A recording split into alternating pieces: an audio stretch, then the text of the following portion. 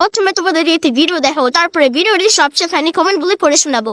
সবাইকে একসাথে খেতে দেখে তোমাদের নিশ্চয়ই মনে হচ্ছে যে সুমিদের বাড়িতে আবার কি অনুষ্ঠান হতে চলেছে। আবার হৃদয়কে রান্না করতে দেখে তোমরা নিশ্চয়ই ভাবছো যে এদের বাড়িতে মনে হয় রান্নার লোক ওই একটাই। আসলে তা না, রান্নার লোক ঠিক হয়েছিল, কিন্তু রান্নার লোকের অসুবিধা থাকায় হঠাৎ করে ক্যান্সেল করে দিয়েছে।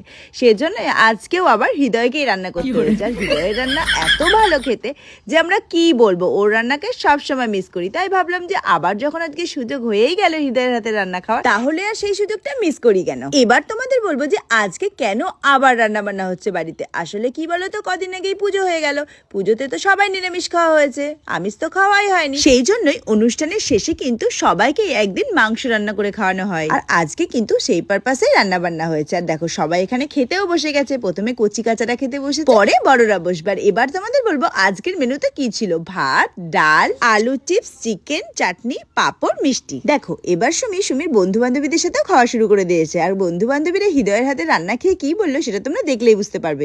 चलिए शुरू करते हैं। কাকিমা, সুমি যেমন 12 ভাতারি তেমন ওর বাড়ির লোকজন। समझ रहे हो आप? কাকিমা, ওটা বিনা পয়সার রাঁধুনি। সঠিক বলেছেন, আপনার বুদ্ধি ভালো। এটা জামাই না, কাজের ছেলে। ঠিক বলেছো।